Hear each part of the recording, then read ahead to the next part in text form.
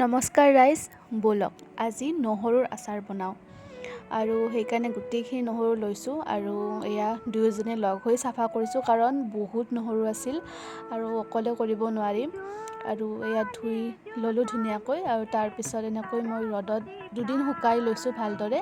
আৰু তাৰপিছত আৰু নেক্সট এইটো হৈছে তেলত অকণমান ভাজি লৈছোঁ, বহুত বেছিকৈ নহয়, অকণমান সময় ভাজি লৈছোঁ। আৰু তেলটো একদম গৰম তেলত দিয়া নাই।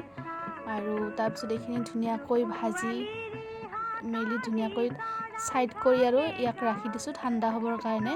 আৰু লগতে ইয়াকো কওঁ যে যদি মোৰ ভিডিঅ'বোৰ আপোনালোকে চাই আছে তেতিয়াহ'লে ভিডিঅ'টো লাইক কৰিব, শ্বেয়াৰ কৰিব, লগতে মোৰ চেনেলটো ছাবস্ক্ৰাইব কৰিবলৈ একেবাৰে নাপাহৰিব দেই।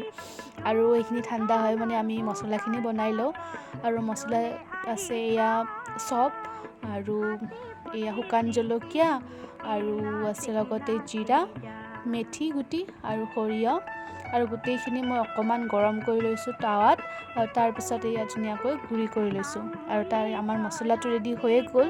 আৰু লগতে তাত মই নিমখ আৰু ৰেড চিলি পাউডাৰ দি দিছোঁ। আৰু সেইখিনি ধুনীয়াকৈ মিক্স কৰি লৈ তাৰপিছত ইয়াত দিছোঁ তেল, যিখিনি তেল আমি নহৰু গৰম কৰিছিলোঁ সেইখিনি তেলে ইয়াত অকণমান দি দিছোঁ। আৰু এইখিনি ধুনীয়াকৈ মিক্স কৰি লৈছোঁ। আৰু তাৰপিছত এয়া চাওক মিশ্ৰণটো কেনেকুৱা ধুনীয়া হৈছে। আৰু তাৰপিছত ইয়াত নহৰুখিনিও ঠাণ্ডা হৈছে, সেইখিনি তাত দি আৰু ধুনীয়াকৈ মিক্স কৰি লৈছোঁ, মানে মছলাখিনি যাতে একদম নহৰুত ধুনীয়াকৈ মিক্স হৈ যায় তেনেকুৱাকৈ লৈছোঁ। আৰু বাকীখিনি তেলটো আছেই, সেইখিনিও ইয়াতে ব্যৱহাৰ কৰিম। আৰু এইখিনি কৰাৰ পিছত মই ইয়াতে ভিনেগাৰ দিছোঁ, অকণমানে দিছোঁ ভিনেগাৰ। আৰু তাৰপিছত এয়া মই ধুনীয়াকৈ ৰেডি কৰি ল'লোঁ।